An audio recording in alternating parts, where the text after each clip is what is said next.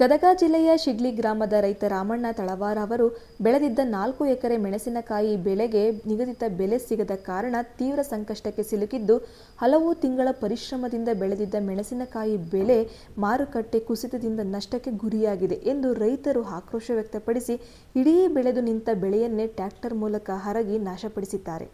ಸಾಲ ಮಾಡಿ ಬೆಳೆ ಬೆಳೆದಿದ್ದ ರೈತ ರಾಮಣ್ಣ ತಳವಾರ ಅವರಿಗೆ ರಾಸಾಯನಿಕ ಗೊಬ್ಬರ ಹಾಗೂ ಬೀಜಕ್ಕೆ ಆದ ಖರ್ಚು ಮಾಡಿದ ಹಣವು ಮರಳಿ ಬಾರದ ದುಸ್ಥಿತಿ ಬಂದಿದ್ದರಿಂದ ಬೇಸರಗೊಂಡ ಅವರು ತಮ್ಮ ಹೊಲದಲ್ಲಿದ್ದ ಎಲ್ಲಾ ಮೆಣಸಿನಕಾಯಿ ಬೆಳೆಯನ್ನು ಹರಿದು ಹರಗಿ ಹಾಕಿದ್ದಾರೆ.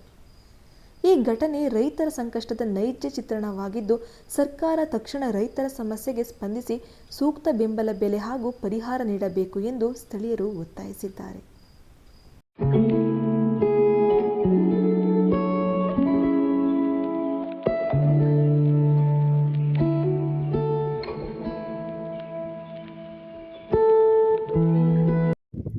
ಗದಗ ಜಿಲ್ಲಾ ಲಕ್ಷ್ಮೀಪುರ ತಾಲೂಕು ಶಿಗ್ಲಿ ಗ್ರಾಮದ ರೈತರಂತ ನಾವು ರಾಮಣ್ಣ ಹನುಮಂತಪ್ಪ ತಳವಾರ ಆದ ನಾವು 2 ಎಕರೆ 20 ಗುಂಟೆ ಗುಂಟೂರು ಗಿಡ ಹಚ್ಚೀವಿ.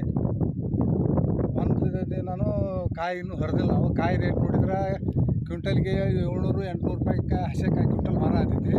1 ಕ್ವಿಂಟಲ್ ಕಾಯಿ ಹರಿಬೇಕಾದ್ರೆ 5ರಿಂದ 8 ಮಂದಿ ಮಟ್ಟ 1 ಕ್ವಿಂಟಲ್ ಕಾಯಿ ಹರಿತಾರೆ ಹೆಣ್ಮಕ್ಳು. ಒಂದು ಆಳಿಗೆ 250 ರೂಪಾಯಿ ಪಗಾರ.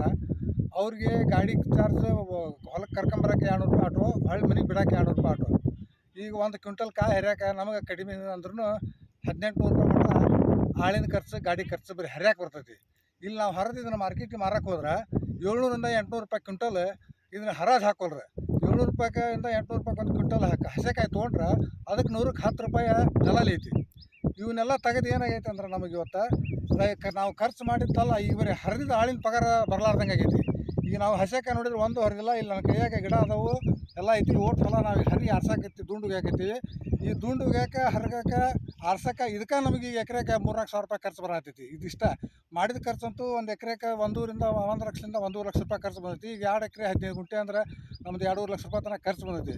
ನಾವು ನೋಡಿದ್ರೆ ಕಾಯಿ ಮೊನ್ನೆ 2 ದಿನ ಹರ್ಕೊಂಡು ಹೋದ್ರೆ 600-700 ರೂಪಾಯಿ ಕ್ವಿಂಟಲ್ ಅದು. ಹಿಂಗಾಗಿ ಹರಿಯೋದು ಬಿಟ್ಬಿಟ್ಟಿವಿ ನಾವೀಗ. ಓಟ್ ಹೊಲನ ಹರಿಗೆ ನಾವು ರೈತರೆಲ್ಲ ಕಂಗಾಲಾಗಿ ಲಾಸ್ ಆಗೀವಿ ನಾವೀಗ. ನಮಗೆ ಇದಕ್ಕೆ ಏನಾರ ಗೌರ್ಮೆಂಟಿಂದ ನಮಗೆ ರೈತರಿಗೆ ಇದಕ್ಕೆ ಅನುಕೂಲ ಮಾಡಿಕೊಡ್ಬೇಕಂತೇಳಿ ನಾವು ಅವ್ರ ಕಡೆ ಕಳಕಳಿಯಿಂದ ವಿನಂತಿ ಮಾಡಿಕೊಡ್ತೀವಿ.